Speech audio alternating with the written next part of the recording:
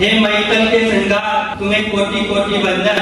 हे जन जन के करुणाधार, हे जन जन के तारणहार तुम्हें कोटि कोटि वंदन।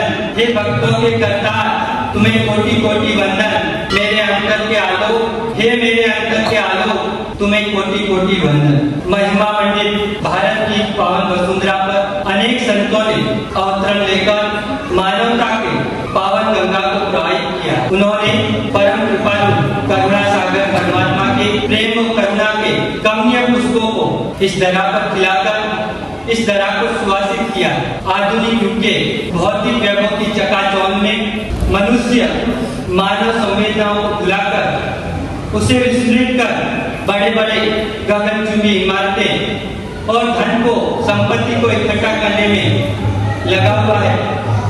एक तरफ धनाढ्य वर्ग के बड़े बड़े बंगले, बड़ी बड़ी कारें, महंगी कारें, तो दूसरी तरफ भूखे प्यासे लोगों की झुग्गी झोंपड़ियां। इससे मनुष्य के अंदर ईर्ष्या और द्वेष के भाव पनपते हैं। रक्तपात और लूटपाट होता है और युद्धों का सर्जन होता है। ऐसे युग में अनेक त्यागी संत महात्माओं ने मानवीय प्रेम, मैत्री, करुणा और सद्भाव के संदेशों को नगर नगर, ग्राम ग्राम में विहार करके जन जन तक उन संदेशों को पहुंचाया है। परमात्मा भगवान महावीर स्वामी की इस द्वार उज्ज्वल श्रवण परंपरा में ऐसे ही महान संत थे परम पूज्य खड़कर गच्छाधिपति श्री जिन महोदय सागर सरस्वती महाराज। शास्त्रों के अंदर 4 प्रकार के पुष्पों का वर्णन आता है। एक प्रकार के पुष्प होते हैं जो रूपवान तो होते हैं परंतु गुणवान नहीं होते,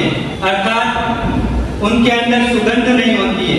ऐसा पुष्प होता है रोहिणी का पुष्प। और दूसरे प्रकार के पुष्प के बारे में परमात्मा बताते हैं, एक पुष्प जो गुणवान तो होता है परंतु रूपवान नहीं होता है, वो होता है मोरसली का पुष्प। और तीसरे प्रकार के पुष्प के बारे में बताते हैं, एक पुष्प होता है जो रूपवान भी होता है, गुणवान भी होता है, उसके अंदर सुगंध भी होती है। वो कौन सा पुष्प? गुलाब का पुष्प। और चौथे प्रकार का पुष्प के बारे में परमात्मा बताते कहते हैं, एक पुष्प होता है जो रूपवान भी नहीं होता है और गुणवान भी नहीं होता है, वो पुष्प होता है धतूरे का पुष्प।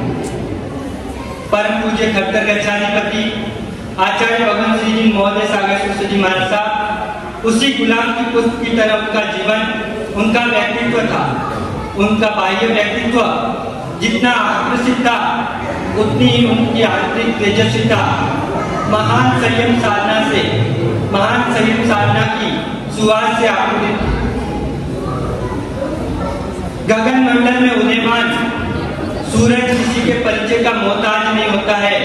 उसका प्रकाश, उसकी उष्मा उसका परिचायक होती है। उद्यान में खिला हुआ पुष्प किसी परिचय का मोहताज नहीं होता है। उसका विकसित स्वरूप और उसके द्वारा दसों दिशाओं में बिखरती हुई सुगंध उसका परिचय दे देती है। उसी प्रकार पूज्य आचार्य भगवत का, उनकी जीवन गाथा का, उनके जीवन का परिचय किसी के लिए मोहताज नहीं है, क्योंकि उनके जीवन गाथा, उनका जीवन ग्रंथ एक खुली किताब की तरह था जो किसी से छिपा हुआ नहीं है। पूज्य आचार्य भगवान को जब भी देखा, जहां भी देखा, चाहे भीड़ के मध्य में देखा या एकांत में देखा, उन्हें मृदु भाषा की सुवास को बिखेरते हुए देखा। पूज्य साधु जी भगवान अरमनिधि जी ने जैसा कहा कि उनके दर्शन करने का बाड़मेर की धन्य धरा पर उन्हें भी अवसर प्राप्त हुआ। मुझे भी मेरी जन्मभूमि बाड़मेर की धन्य धरा पर सन 1997 में परम पूज्य आचार्य भगवान के, मेरी बात में लगभग 6 या 7 वर्ष की होगी, उस समय उनके दर्शन करने का लाभ मिला और मेरा परम सौभाग्य रहा कि उनकी गोद में खेलने का भी मुझे सौभाग्य रहा। आज उनका आशीर्वाद दिव्य आशीर्वाद है, जिसकी बदौलत आज मैं आपके बीच में से आज पूज्य आचार्य भगवान के उस साधु मंडल में इस पाठ पर विराजमान हूं।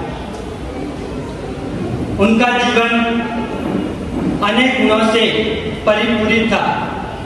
वो स्वभाव से मितभाषी थे अत्यंत आवश्यक कार्य होने पर भी वह अल्प शब्दों में उस कार्य को पूर्ण करते थे और शब्दोच्चारण करते थे। उनका जीवन, उनके अंदर शासन उत्कर्ष की भावना, समुदाय उत्कर्ष की भावना, सरलता, सहजता, सरलता, ऐसे अनेक गुण थे जिससे उन्हें सामान्य मुनियों से पृथक उनका जीवन व्यक्तित्व था। उनका जीवन स्फटिक मणि की भांति, उनका हृदय स्फटिक मणि की भांति उज्जवल था। उनका जीवन चमकते हुए कोहिनूर हीरे की तरह, चमकते हुए कोहिनूर हीरे की तरह था, जो प्रतिक्षण अपनी दिव्यता और भव्यता से जन जन को अपनी ओर आकर्षित करता था। व्यक्ति के जीवन में नाम का कोई महत्व नहीं होता है, क्योंकि नाम व्यक्ति की पहचान और संबोधन के लिए दिया जाता है। परंतु कभी कभी ऐसी दिव्य आत्माओं के द्वारा किए गए महान कार्य, उनके महान कृत्य से उनको दिया गया नाम, उनको दिया गया संबोधन सार्थक और अमर हो जाता है। पूज्य श्री के जीवन की गौरव गाथा ऐसे कहने चाहूं तो उनके लिए एक दिन, एक वर्ष भी कम पड़ जाएगा। उनका जीवन अनेक गुणों से ओतप्रोत था, परंतु मैं यहाँ पर उनके जीवन के, उनके व्यक्तित्व के कुछ गुणों के बारे में यहाँ वर्णन करना चाहूंगा। उनके जीवन में सर्वप्रथम गुण था पद निष्क्रियता। आचार्य पद पर आरूढ़ होने के बाद में समुदाय के उत्तरदायित्व का निर्वाह हो निष्क्रिय भाव से करते थे। कभी भी पद मोह का उनके अंदर, नाम प्रतिष्ठा पद मोह का लोभ उनके अंदर नहीं रहा।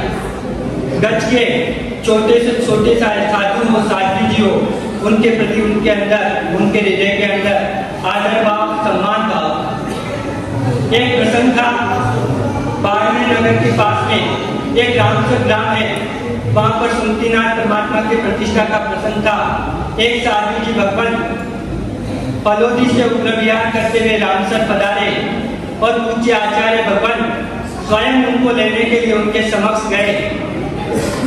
इस तरह उनके जीवन में, उनके हृदय के अंदर अपने गज के साधुओं के प्रति सम्मान का भाव, आदर का भाव। उनके जीवन का दूसरा गुण था पाठ निष्क्रियता। गुरु के आशीर्वाद से जब भी वो घंटों घंटों देशना देते थे, घंटों घंटों प्रवचन देते थे, तब भी लोग श्रोतागण उठने का नाम नहीं लेते। शास्त्रों के अंदर, शास्त्रों का श्रवण, वाक्यार्थ या शब्दार्थ तक ही उनका प्रवचन नहीं रहता था। वो शास्त्रों के अंदर अंतर की गहराई में उतरकर और उसके अंदर जो नवनीत रहता था वो श्रोताओं के समक्ष प्रस्तुत करते थे। उनके जीवन का तीसरा गुण है भक्त निष्क्रियता। 43 वर्ष के संयम प्राय में कभी भी उन्होंने अपना भक्त समुदाय नहीं बनाया।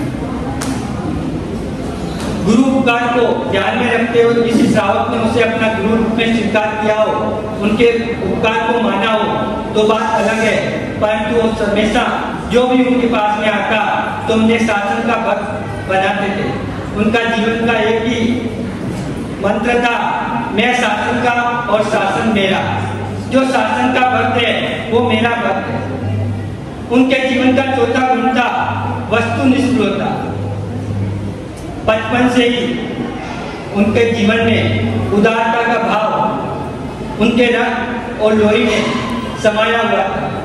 उनके पास में कोई भी नई वस्तु आती थी तो अपने पास में रखने की बजाय बांट कर देने में उसे अपना महत्व समझते थे। ऐसे आचार्य भगवंत का यदि शास्त्रों के हिसाब से उनके जीवन को सोच दिया जाए तो वो मोक्षगामी, निकट भाव के अंदर ही वो मोक्षगामी जीव थे।